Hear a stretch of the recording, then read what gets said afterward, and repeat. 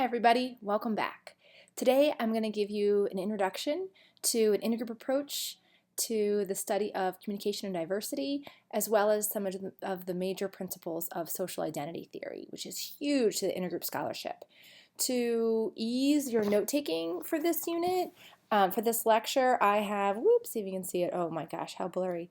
I have this Word document, which is available to you. I'm going to email it to you, and it's also posted on eCampus, and that'll help you quickly take notes as I go along and some more direction. So, right off the bat, what is an intergroup approach, or what is intergroup communication specifically? So, intergroup communication occurs when either party in a social interaction defines self or other in terms of group membership. So, if two people are interacting, if just one of them is communicating based on social group memberships, their own or the other person's, that's intergroup comm. So, intergroup communication is incredibly common. While many people would argue and like to think about themselves that they interact with each other based on an individual to individual basis, that's just not probably very accurate empirically. There's at least a part of us that is thinking in our interactions, what group does this person belong to? Is this a man or woman, a Republican, Democrat? All these group memberships that we've been talking about that you're going to share with me in the activity for this week. So it's very common for this to occur. All right, so now let's differentiate between social identity and personal identity. Social identity is what we use to categorize our world into in-groups and out-groups. When we perceive ourselves as belonging or know ourselves to belong to the same group as somebody else, that's our in-group. When someone is outside of that particular group, they're not a member of that group, they're an out-group. And as we've noted before, in-groups tend to be more favored than out-group members. So, a couple of specific things I want you to know about social identity before we move into personal identity. First of all, this membership into social groups gives us a self-esteem. So that is a central tenet of social identity theory. So we become emotionally invested in the social groups to which we belong. And of course, these include race, ethnicity, political affiliation, gender, sports team. Kind of like that movie, A Big Fat Greek Wedding. I don't know if you remember the dad in that movie. He used to say, give me a word and I'll tell you how it's Greek. Well, I get like that with intergroup communication, where if you give me a word that describes somebody, I will show you how it's intergroup. Because even things like our beliefs, our experiences, the roles that we play in a family or at our jobs, these can be used to signify group memberships because there are other people who share that characteristic, and we like them more than when they don't, people who don't have that characteristic. We seek out these groups when we meet new people. We seek out that similarity in terms of group membership. And we have perceptions of ourselves based on the perceptions that we have of other people within the group and the qualities that they possess. So when we're in a social group and other people in our group are doing good things that we see as positive, then we feel better because of that, because hey, they're in my group, so I feel better because of the good stuff they're doing. Consequently, if they're doing things that we would consider negative, we just heard about the behavior like pushing someone. Well, before we know it's a group member, we might think of that behavior as negative. But then when we learn it's an in-group member, we tend to perceive that behavior less negatively because just like when we engage in negative behaviors, we want to make positive attributions for it. So, oh, well, something really bad must have happened to push them to that limit. Whereas if it's an out-group member, we're less likely to make those positive perceptions, those positive attributions. Now, this chapter talks about attributions a little bit around page 5. Don't worry too much about it now, except for how I've just talked about it. Okay, so in-group favoritism under social identity is when we perceive people within our groups more positively. And this coincides with what's called perceived in-group variability and out-group homogeneity. So, perceived in-group variability is this idea that people within a group can vary. Out-group homogeneity is the perception that people within a particular outgroup do not vary. And this can be observed in common statements such as, let's take Republicans and Democrats. If a Republican is referring to a Democrat, he or she may say about Democrats, oh, all Democrats think yada, yada, yada. All Democrats, blah, blah, blah, blah. But when referring to his or her own group of Republicans, that person may say, well, you know, some Republicans think like this, others think like that. Some of us are somewhere in the middle. There is a wider range of qualities within our in-group, as we perceive it, than there are within our out-group. And that's why also sometimes you'll hear people say things like, you're a Democrat? I don't even think about you as a Democrat because you were X, Y, and Z, and state characteristics that they don't normally think of as Democrats, because this idea is that if you're an out-group member, you're really simple. If you're an in-group member, in my in-group, then you're really complex. So that's out-group homogeneity and in-group variability. Now when we move on to personal identity, this is a lot simpler for us to talk about. So this is who we are as individuals. And it can not be completely divided from social identities. A lot of us have important social identities that regardless of the situation, they're an important part of who we are. All right, everybody, the next thing that is on your document is this interpersonal versus intergroup realm. So if we take Stewart's qualities of communication, Stewart says that interpersonal communication is that which maximizes the personal, those unique characteristics. So although any interaction can have both an intergroup and an interpersonal component, we do see these things negatively correlated, meaning that the more interpersonal an interaction, the more we think about people as individuals and talk to them as such, the less likely we are to think about their group memberships.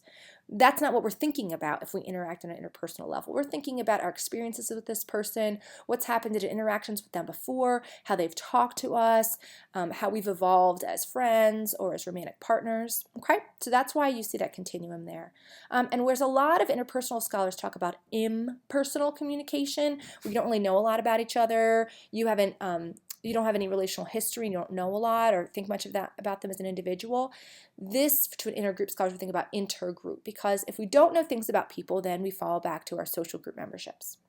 Okay, so next you see the quadrant. So again, most of the high intergroup experiences are going to be low in interpersonal. So if you look at that little chart, the 4 quadrants, I want to talk to you about each of those quadrants and then give you some examples. So if we have a low intergroup, low interpersonal encounter, well, this means that neither personal characteristics nor social group characteristics are on either person's radar. These are incredibly, incredibly uncommon. So because neither one is salience, and salience means that neither is important, or as I like to say, nothing rises to the top. This is something like if you're communicating with someone who has Alzheimer's, advanced stages of Alzheimer's, or perhaps a drunk or someone who is talking in his or her sleep. Okay, so not much scholarship on that. Next, if we look at intergroup high, interpersonal low interactions, which are incredibly common, we see that this is where group salience is what trumps. We're really thinking virtually nothing at all about the person's personal characteristics. So I hate to be cliche as a mountaineer, but this is like thinking about game day at any stadium. You know, people are wearing their group membership proudly. They're communicating with each other as group members, not as individuals. And this is, not surprisingly, where we can see some very negative behaviors toward other people. And there are some fascinating studies where we trick our participants. Researchers have tricked participants, and they have actually staged things where someone who belongs to a different team hurts him or herself, and they see who comes over to help. And not surprisingly, people are far more likely to assist someone who's in physical pain and needs help if that person is wearing their team colors. And also we can influence this too by priming people to think about sports. They don't even have to be at a game. So that's a common example, the best way to see this. Now, intergroup low, interpersonal high, this is when communication is based on specific goals of the relationship. So these relationships are, this type of communication exchange, is often going to occur within relationships like very close friendships, long-term friendships. Also romantic couples, married couples, long-time committed couples, where they really know each other's idiosyncrasies. If you've taken a nonverbal communication class, they even know things like, oh, when she rubs her chin like this is what this specific gesture means to her. Very individualized. And so the things that they talk about are going to be coinciding with those aspirations, dreams, goals, those sorts of things, everyday experiences that the couple share, or that really have something to do with one of them as an individual. Okay, and that's what interpersonal scholars study. That's what they're interested in. But let's talk about this intergroup high, interpersonal high quadrant. So this is where the communication is very personal, just like it was in that last quadrant. Maybe long-time romantic couple talking about talking over dinner about their days and what they like, dislike, that kind of thing, everyday interaction. But then we see at the same time there are clear intergroup boundaries. So in other words, there is a part of their social identity that becomes incredibly salient. Everyday talk, maybe it isn't always on the radar, but in this interaction it is on the radar. So perhaps a male and female romantic couple are having their dinner time talk, very interpersonal. How was your day? How was your day? As I just described. And then something comes up about a rape in town, and how the police are handling that, and how the community is handling it. And maybe the couple is talking about it, and all of a sudden, both the man and the woman start to communicate as men, as a man, as a woman, as part of that men-women group. Maybe the man recognizes that there are things in this conversation that he just wants to listen and can't really say anything back because his experiences as a man don't give him the same knowledge base to draw from and personal experience to draw from as his female partner. Or maybe he missteps. Maybe he says something and he goes, oh, am I supposed to say that to you? How do you feel about me saying that as a man? And maybe the woman says this, clearly in this conversation, you're not, let me talk to you about my experiences as a woman, what it feels like to hear that a rape occurred, how that changes how I walk to and from my car. So in that moment, both of those individuals are thinking as group members as well as relational partners. So that's a high intergroup, high interpersonal context. And so hopefully you can see in this scenario where, as I implied, both parties really want to understand each other as individuals, involving each other's social identities. You can see where that intergroup component, the social identity component, can be positive. It certainly can be. You can even have high intergroup exchanges where it's all about social categories and it's still very positive. I mean, a lot that happens even on a game day is quite positive. But we do see in terms of one-on-one interaction, the more in a group, the less positive the interaction. The less they're going to get done, the less they're going to listen to each other, and the less they're going to give each other the benefit of the doubt because of that in-group favoritism. Okay. So intergroup research, the next thing, began in social psychology. And, social psychologists study human cognitions. That's what psychology is. It's supposed to be research that's about the brain, cognition, how we think.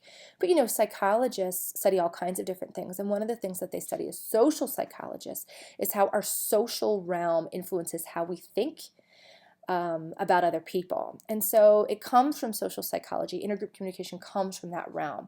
So more in this class than other classes probably that you had with the COM master's program, you are learning about, in this class, why we think the way that we do. And so we're going to do some things in the weeks ahead that deal entirely with thinking. However, intergroup communication, as communication scholars, we are incredibly interested in, okay, what's that matter in terms of how we treat each other, how we behave when we interact with each other? Sure, we need to know the cognitive side of it, but we need to know it so that we can understand how people exchange these messages. Just like page 3, meaning making, message exchange. That's what communication is all about. Okay, your next page, the practical application of all of this. Well, when we identify, understand conflicts that happen because of an intergroup, a social identity-based exchange, well, when we understand how those conflicts then we have a better job, a better chance of fixing things, of helping to mend some of the problems that occur because people are focused on social categorization when interacting with each other. Okay, and all of this can be advanced with communication scholarship.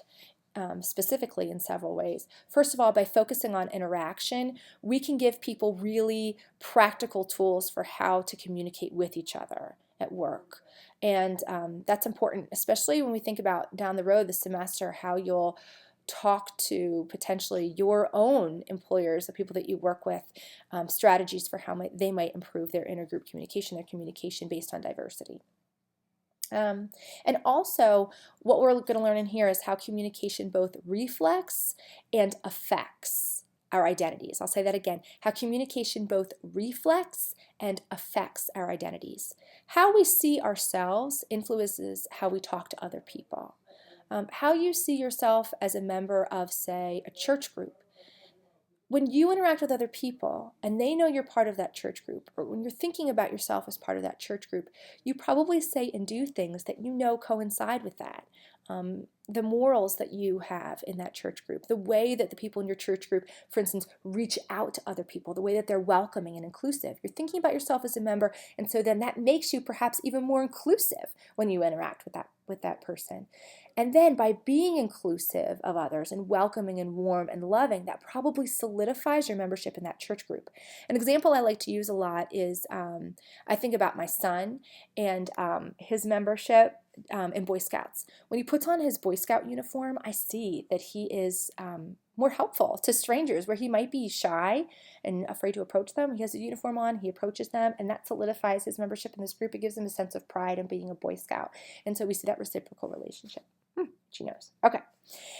Communication and intergroup communication misunderstandings. A couple things that people think about intergroup communication. Sometimes people think it's the same as small group. It is not. So small group communication, there are some classic group studies, but a small group are 2 to 12 people working together on a task. In the small group literature, we often say that they have to think of themselves as a group, but they could be a task group. So they could be doing that task and involved in that, but really outside of that task, they don't think about themselves as having that strong group membership. And so that's the difference. Social categorization is deeper in terms of how we see ourselves and how we derive our self-esteem. Sometimes the arbitrary group studies, they're going to apply. We see a little bit of crossover. That's the first thing I wanted to correct. The second thing is that not all individuals in an interaction need to be looking at each other in these same social group categories. You might approach someone and not be thinking about them as, let's say, being Catholic. But they may be going into that interaction thinking of themselves as Catholic, and perhaps thinking about you, they might perceive you as being non-religious. Well, that's intergroup. They don't have to be on the same page in terms of the social categories they're thinking about. And as long as one person is thinking about social categories, it's intergroup. And number 3, self and other categorization are linked. So how other people see us and treat us does coincide with how we see ourselves. And that's something that's supported throughout the literature. For instance, when other people perceive our social groups as unimportant or as not interesting or as being a social group that's going to cause harm, that influences how we see ourselves and how we think about our groups. So that's important. Okay, some final points before digging into the scholarship. I want you to keep in mind, because it comes from social psychology and because this is highly interdisciplinary, you can not only look in the communication literature. So as you move forward, you're going to be like, why didn't a comm scholar write this? Well, because it goes across disciplines. Number 2, typically the more group salient than the less interpersonal, but both can be salient. I'm really harping home on that point. And also this can shift quickly, incredibly quickly. Number 3, intergroup interactions are typically perceived as negative, whereas interpersonal interactions are considered more positive. But sometimes we rely on our norms, our group norms, to help us how to understand and behave. So intergroup really can be positive, and then it's a guiding force. Those social categories can be positive.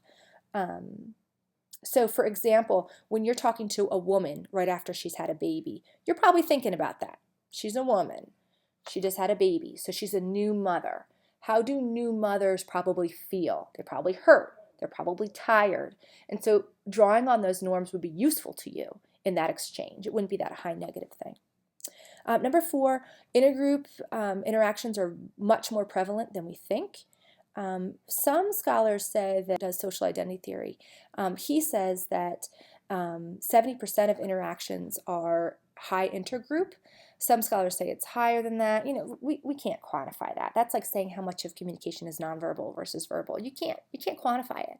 But to think that we interact interpersonally fully all of the time, as we'll talk about in studies throughout the semester, you see, that's probably a naive assumption.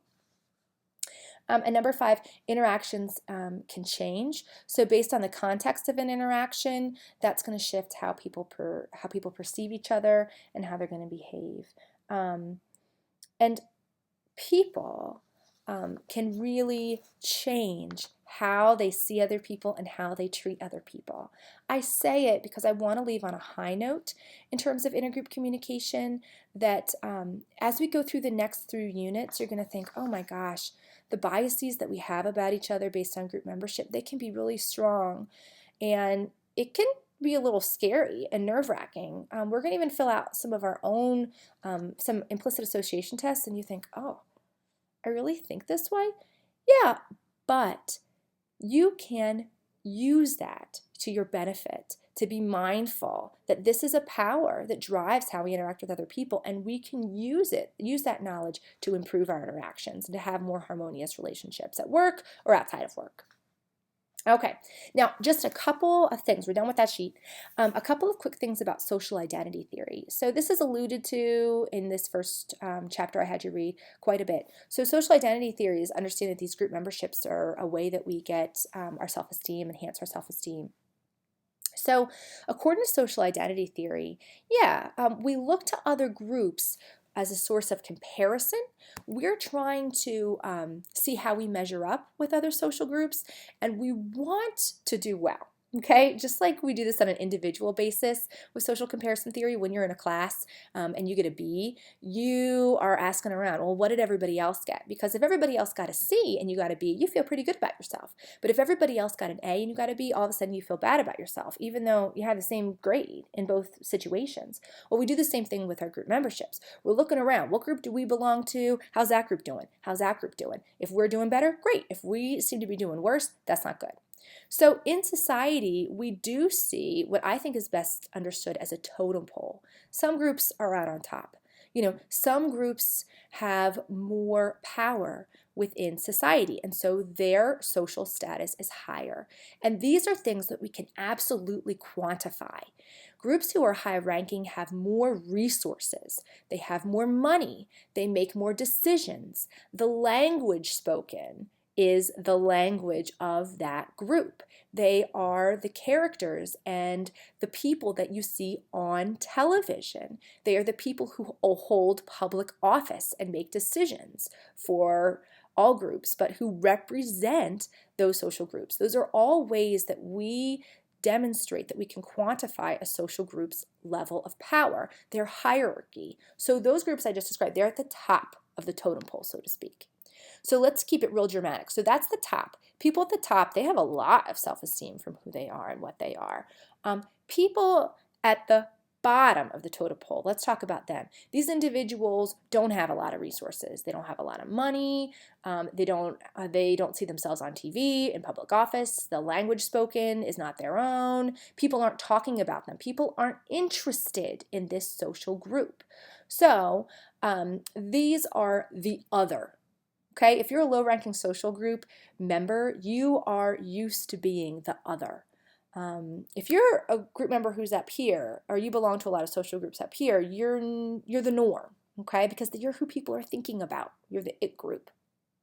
So let me give you an example we'll talk about in a couple weeks. A high-ranking social category are young people. A low-ranking social category are older adults. People talk about wanting to be young, loving being young. You watch television, there are far more young people than old people. Way more than what is represented in American society. Way more, as we'll talk about. When you're an older person, you yourself might even say things like, ugh, I'm old. Society talks about old is bad, young is good. More resources, more public funding, all sorts of things for young still, even though we have a lot more older people, and this is changing, than there are for old. So what do you do when you're a low-ranking group? Well, you have some options. When you're a low-ranking group, so you know the difference between high status and low status social identities. Now I want to talk to you about the strategies. There are 3 strategies that low-ranking social groups employ in order to essentially compensate for this bad feeling they have for being the low-ranking group. Option number 1 is called social mobility. Social mobility means that as a low-ranking group member, you try to act, think, behave like this high-ranking group. So, for an older person, what do? You look young. Maybe you dress in a way that you think young people dress in that way. Maybe you talk about topics they talk about. Maybe you go so far as to change your physical appearance, to get Botox, to dye your hair. You do those things. Some scholars argue, though you can debate, maybe they're just in love, you date someone who's younger because you want to essentially pass as part of this high-ranking group. Why not? They got all these benefits. It's way better to be a part of this group than to be a part of that group, so why not work to get those benefits, look to pass as part of that group? That's the first strategy, social mobility. The second strategy is social creativity. Social creativity is where you say, you know what, instead of just being fine and succumbing to how people talk about me down here as a low-ranking group, I'm going to get creative about how I think about my groups. Do you remember the women, sometimes you still see groups, but older women who wear the purple hats, the red and purple, the Purple Hat Club? Well, they were celebrating what they saw as great about being an older woman. They were saying, I'm going to take what you think about this group and I'm going to flip it on its head. A classic example of this is the Black is Beautiful campaign. Recognizing that Black people generally were the lower ranking group, all those reasons that I talked about. We're not saying that they're deserving of that, or we're not saying that all individuals saw them as such, but at a social level, they have less social power. So instead of saying, yeah, Black is worse than white, they're saying, listen, Black people, Black men, Black women, and society as a whole. Black is beautiful. Let's take what you might be thinking and saying about Black people and get creative. Let's change it up. That is social creativity. That's the second strategy. The third strategy is social competition. Both of those strategies, social mobility and social creativity, they're really done at an individual level. Social competition is where you gather the troops. You rally as a group. Social competition is where you say, we're the have-nots, you're the haves. Let's compete so that we can all share some of this. And it isn't compete like, hey, those of you that are there, get the heck out. It's saying we should all have a piece of the pie. And so we need to actively, as a group, fight for that. We need to rally. We need to try and get that power. We need to get people in public office who care about what we care about. We need to make it such that our children see people like our families on television. They deserve that, just like those higher-ranking groups. So that is the only one of the 3 strategies where when people are engaging in the strategy, they are not just helping themselves, but they are helping other people in their groups. And many people would argue, especially with social mobility, that by helping oneself, by quote-unquote passing for that higher-ranking group, you could be hurting the group. I like to take the approach that, it is unfair to judge people for such behaviors when they want to have a better life that they may in fact deserve. But I can see both sides of the argument, and you probably can too, that to try and help the group as a whole, just like reaching out to other people who might even belong to different groups and wanting to help them and do what's in their best interest is a pretty impressive feat. Okay, so we went over the worksheet and you filled that in, and also we've talked about social identity theory in terms of the ranking of social groups and how we use social comparison to compare ourselves to other groups and then use that to feed our own self-esteem, and then the 3 strategies that groups employ when they are a lower ranking group. Thank you so much. I look forward to reading your activities and talking to you on the discussion board.